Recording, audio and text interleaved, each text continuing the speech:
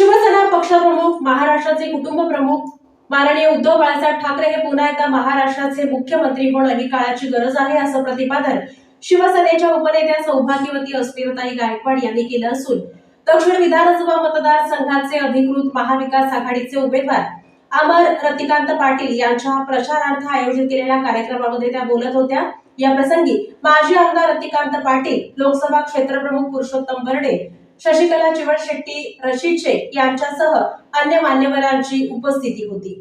उद्धव ठाकरे पुन्हा एकदा मुख्यमंत्री होणे ही काळाची गरज आहे, असे प्रतिपादन शिवसेना उपनेत्या अस्मिताताई गायकवाड यांनी केले। अमर पाटील यांच्या प्रचारार्थ होडगी रोडवरील जाहीर सभेत त्या बोलत होत्या। होडगी येथील जाहीर सभेत त्या बोलत होत्या। मी आपल्या सगळ्यांना धन्यवाद देते आमचं मनोगत ऐकण्यासाठी आपण इतक्या मोठ्या संख्येने उपस्थित झालात। बंधूंनो, ही लढाई आहे ही आपल्या सर्वसामान्यांची लढाई आहे। एका अमर पाटील लढत नाहीये, अमर पाटील उमेदवार नाहीये, उमेदवार आपण सर्वजण आहोत। कारण आपल्याला एक चांगला आमदार पाहिजे की जो आपल्या हक्कीला धावून येईल, आपलं प्रत्येक काम करेल। आपण हाक मारल्या आपल्यासमोर हजर होईल असे आमदार फक्त अमर पाटीलच होऊ शकतात, दुसरा कोणी होऊ शकत नाही, हे मी तुम्हाला नक्की सांगते। कारण शिवसेना प्रमुखांनी आम्हाला शिकवलंय 80% समाजकारण आणि 20% राजकारण। अमरच्या पण ते रक्तामध्ये आहे, कारण त्यांच्या काकांपासून वडिलांपासून ती परंपरा त्यांनी जपलेली आहे, समाजाची अखंड सेवा त्यांनी केलेली आहे आणि त्यामुळे जिल्हा परिषदचा सदस्य म्हणून आपण त्यांना निवडून दिलं। आता आपण त्यांना आमदार करावं हे त्यांची बहीण म्हणून आपल्याला सांगण्यासाठी इथं आलेली आहे। आम्हाला आमदार का करायचं यासाठी अजूनही एक कारण आहे की शिवसेनेचे पक्षप्रमुख, महाराष्ट्राचे कुटुंब प्रमुख ज्यांनी शेतकऱ्यांना सरसकट 2 लाखाची कर्जमाफी केली आणि आतापर्यंत कोविड मध्ये अनेक लोकांचे जीव, आपल्यासारख्या अनेक लोकांचे जीव आज उद्धव साहेबांमुळे वाचले की नाही वाचले? मग त्या साहेबांना आज पाय उतार करण्याचं पाप या भाजपने कटकारस्थान करून केलेलं आहे। आज परत एकदा साहेबांना मुख्यमंत्री तुम्ही करणार की नाही? परत एकदा साहेबांना मुख्यमंत्री करणं ही काळाची गरज आहे। कारण उद्धव साहेब जेव्हा मुख्यमंत्री होतील तेव्हा शेतकऱ्यांना 2 लाखाच्या ठिकाणी 3 लाखाची सरसकट कर्जमाफी होणार आहे। तुमचं सोयाबीन असू दे, कापूस असू दे, ऊस असू दे, प्रत्येक गोष्टीला तुम्हाला हमी भाव मिळणार आहे। आज सोयाबीनचा हमी भाव काय आपल्याला पाहिजे होता? आज 11,000चं सोयाबीन काय विकतोय आपण? 4,000, 4,500। शेतकऱ्यांच्या डोळ्याचं पाणी यांना दिसत नाहीये। कांदा 1,500, 2,000। आता भाव वाढला म्हटलं की उद्या भाव पडलेला असतो। शेतकऱ्यांनी जगायचं कसं हा प्रश्न आहे। आज माझी महिला भगिनी, तिच्या हाताला काम नाहीये आणि तुम्ही काय करताय? महागाई वाढवताय। 400 रुपये गॅस कितीला केला? 1200 रुपये। म्हणजे ही जी व्यवस्था केलेली आहे, महिलांच्या हाताला काम नाही, युवकांच्या हाताला काम नाही, अनेक बेरोजगार, 2 कोटी रोजगार देतो बोलले, दिले का रोजगार तुम्हाला? एकही रोजगार या गावात कुणाला तरी रोजगार मिळालाय का रे भाजप सरकारकडून? बर 15 लाख रुपये देतो म्हणले, 15 लाख रुपये मिळाले का तुम्हाला? जर कुणाला मिळाले असतील तर त्यांनी पुढे या, मी त्यांना माझ्याकडनं 15 लाख रुपये देते। पण एकालाही त्यांनी 1 रुपयाही दिला नाही। म्हणजे किती मोठी फसवणूक तुमच्या सगळ्यांची केलेली आहे हे लक्षात घ्या तुम्ही। आज आपण बघतोय की शेतकऱ्यांची फसवणूक केली, महिलांची फसवणूक केली, आमच्या बेरोजगार युवकांची फसवणूक केली। आज आमचे युवक व्यसनाधीन व्हायला लागले। त्याचं कारण काय? नोकरी नाहीये, धंदा नाहीये, काय करणार? व्यसनाच्या मागे लागले आणि या सगळ्याला जबाबदार हे भाजप सरकार आहे आणि त्यामुळे हे भाजप सरकार पाय उतार व्हायला हवं का नको? हवं। जोरात मला आवाज येऊ दे, व्हायला हवंय। परिवर्तन हे फार महत्वाचं आहे। प्रत्येकाला तुम्ही संधी दिली, 2दा संधी दिली की नाही त्या आमदारांना? मग आता मी तुम्हाला 3 प्रश्न विचारते। घोडा का अडला, पान का सडलं आणि भाकरी का करपली? सगळ्याचं एकच कारण आहे, का? न फिरवल्यामुळं, म्हणजे परिवर्तन नाहीये। म्हणून आता परिवर्तन करा। अमर सारख्या एका चांगल्या युवकाला संधी द्या की जो तुमची सेवा करेल। आतापर्यंत 2दा संधी देऊन बघितली, काय झाला का विकास? नाही झाला। मग आता खऱ्या अर्थाने विकास व्हायचा असेल आणि उद्धव साहेब परत एकदा मुख्यमंत्री होऊन तुमची सेवा व्हायची असेल तर अमर सारख्या एका निष्ठावंत, एका चांगल्या सुशिक्षित तरुणाला तुम्ही संधी द्यावी।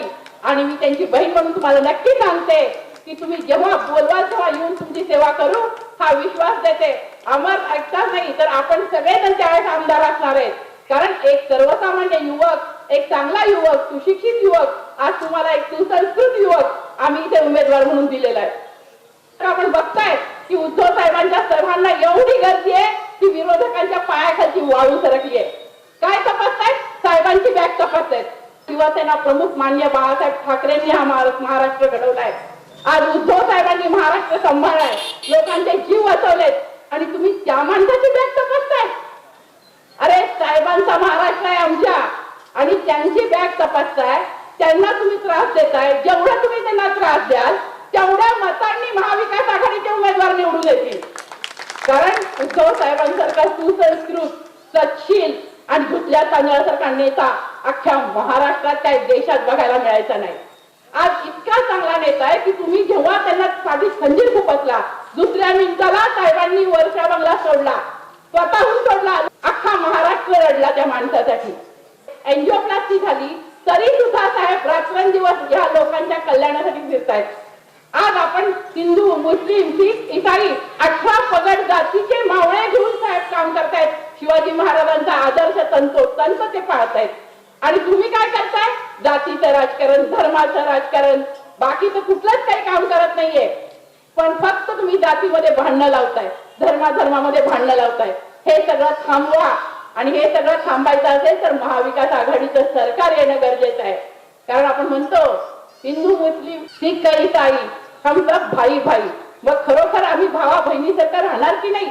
या देशामध्ये, या महाराष्ट्रामध्ये शांतता, सुव्यवस्था टिकवण्याची जबाबदारी आपल्या सगळ्यांची आहे. आणि त्यामुळं जे सरकार तुम्हाला शांतता, सुव्यवस्था, त्याचबरोबर तुमच्या मालाला हमी भाव, त्याचबरोबर तुमच्या मुलांच्या हाताला काम, हे सगळं देऊ शकेल असं एकमेव सरकार म्हणजे महाविकास आघाडीचं सरकार आहे. त्यामुळे आपल्या सगळ्यांना विनंती करते की आपण सगळेजण जे येईल त्याला घेऊन, नाही येईल त्याला सोडून, अरवईल त्याला तुडून अमर पाटीलना 1 नंबर मतांनी विजयी करायचंय. आणि चिन्ह काय आहे? मशाल. 1 नंबरचं चिन्ह, 1 नंबर माणूस आणि 1 नंबर बटन. लक्षात ठेवा.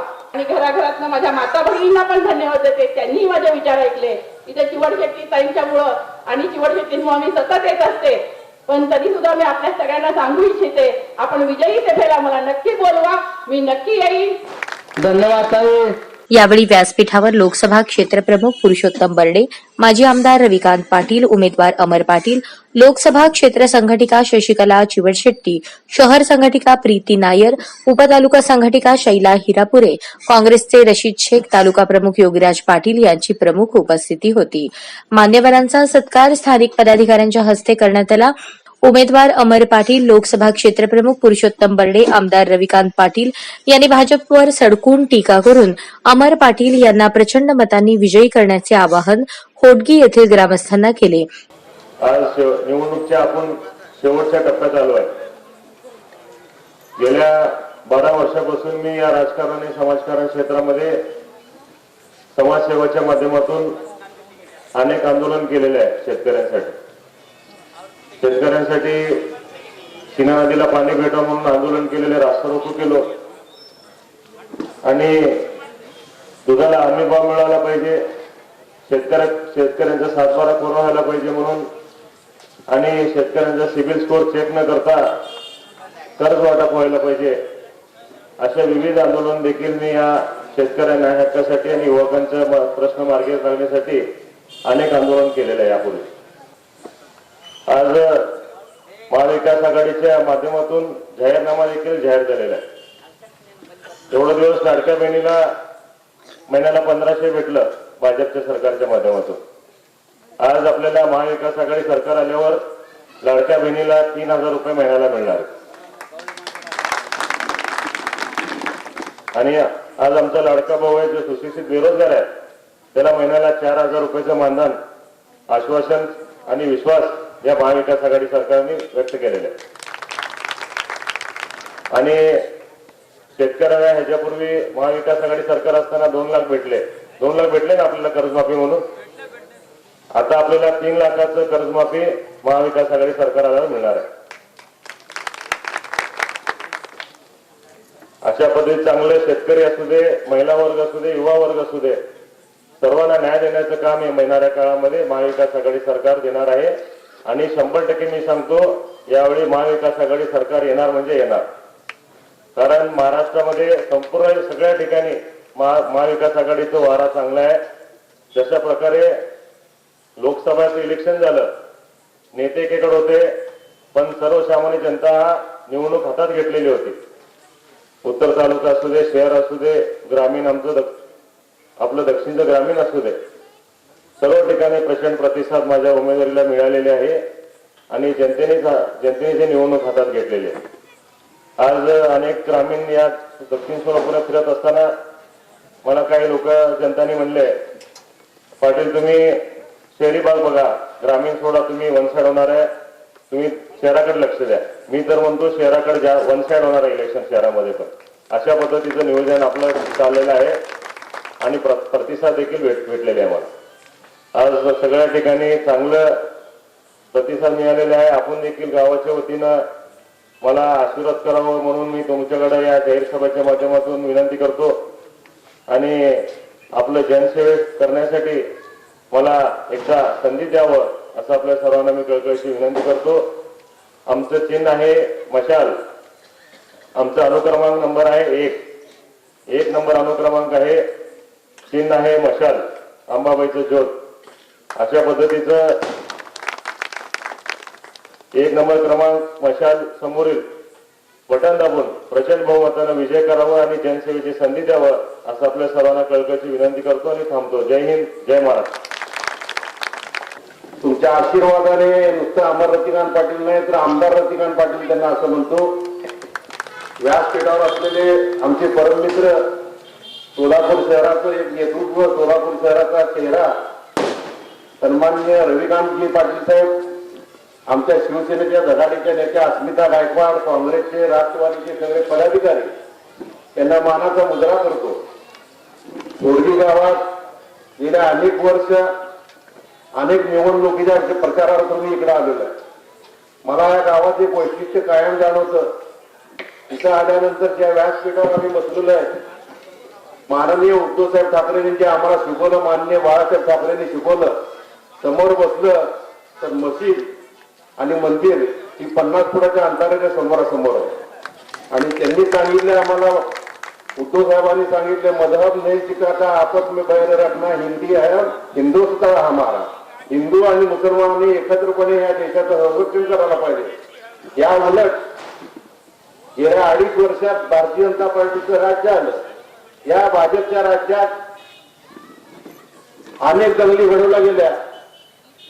आता सुद्धा हिंदू मुस्लिमची दंगल कसं होईल अशा पद्धतीचं राजकारण या महाराष्ट्रात केलं जातं आणि हिंदू मुस्लिम कसे एक होईल हे फक्त मान्य उद्धवसाहेब ठाकरेंनी आम्हाला शिकवलेलं आहे. आज गरज आहे तुम्ही आम्ही एकत्र येणं, ही काळाची गरज आहे, लक्षात ठेवा. माननीय अमर रतिकांत पाटील यांचं वय कमी आहे, एक पदवीधर आहे, एक सुशिक्षित आहे, जिल्हा परिषद सदस्य आहे, सिद्धेश्वर कारखान्याचा संचालक आहे, मार्केट कमिटीचा संचालक एवढ्या वयात त्यांनी मिळवलेलं आहे. जेव्हा आपण घरात बसून राजकारणावर चर्चा करत असतो, महागाई वाढलेली आहे, शेतकऱ्याच्या शेताला भाव नाही, आमची मुलं शिकलेली आहेत, बेरोजगार झालेली आहेत, कामगाराच्या हाताला काम नाही, राजकारणात चांगली लोक यायला पाहिजेत. त्यावेळेला अमर पाटला सांगत की जेव्हा चांगली लोक येतात त्यावेळेला त्यांच्या पाठीमागे आशीर्वाद रूपी तुम्ही उभारणं ही काळाची गरज आहे, लक्षात ठेवा. आज अमर पाटलांच्या विरुद्ध मोठे दिग्गज लोक आहेत, ज्यांची साखर कारखाने आहेत, ज्यांचं समाजात एक वेगळं स्थान आहे, पण या लोकांनी समाजासाठी काय केलं एवढं विचारतो मी तुम्हाला. तेव्हा यांच्या एसी गाडीच्या काचा सुद्धा खाली झालेल्या नाहीत, लक्षात ठेवा. आणि आज मतं मागायला तुमच्याकडे येते. पण अमर पाटील सारखा उमेदवार त्या सगळ्यात जर बघितला तर उजवा उमेदवार आहे. आणि आज टीव्हीच्या माध्यमातून सांगितलं जातं की महाविकास आघाडीच्या जवळजवळ सरकार महाविकास आघाडीचं येणार.